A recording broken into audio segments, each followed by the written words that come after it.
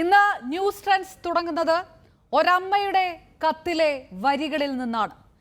ഞങ്ങളുടെ മകൻ മിഹിർ 3 മാസം മുൻപ് പുതിയതായി ചേർന്ന ഗ്ലോബൽ പബ്ലിക് സ്കൂളിൽ വെച്ച് ഒരു പ്രത്യേക ഗ്യാങ് വിദ്യാർത്ഥികളാൽ അതിക്രൂരമായി റാഗ് ചെയ്യപ്പെട്ടിരുന്നു.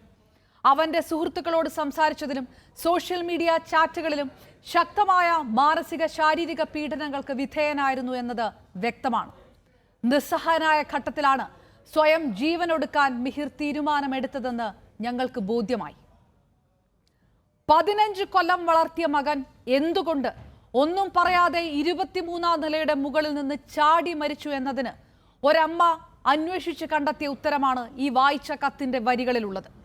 3 മാസം മുൻപ് ചേർത്ത ഗ്ലോബൽ പബ്ലിക് സ്കൂളിൽ ആ കുഞ്ഞ് നേരിട്ട ക്രൂര റാഗിങ്ങിന്റെ സാക്ഷ്യം പുറത്തു വന്ന സഹപാഠികളുടെ സോഷ്യൽ മീഡിയ ചാറ്റുകളിലും വ്യക്തമാണ്. കുട്ടികളെ രൂപീകരിച്ച ജസ്റ്റിസ് ഫോർ മിഹിർ എന്ന ഇൻസ്റ്റാ പേജ് പോലും 2 ദിവസത്തിനുള്ളിൽ അപ്രത്യക്ഷമായി. നടക്കുന്നത് വെറും വ്യാജ പ്രചാരണമെന്ന് കൈമലർത്തുകയാണ് ഗ്ലോബൽ പബ്ലിക് സ്കൂൾ. നടന്ന ക്രൂരതകൾ വിവരിക്കാൻ പോലും കഴിയാതെ തളർന്നു കിടക്കുന്ന മിഹിറിന്റെ അമ്മയെ സ്കൂൾ അധികൃതർ കാണുന്നില്ലേ? നിങ്ങൾ എവിടേക്കാണ് ഈ തലമുറയിലെ കുട്ടികളെ ആഘോഷപൂർവ്വം നയിക്കുന്നത്? എന്താണ് പഠിപ്പിക്കുന്നത്?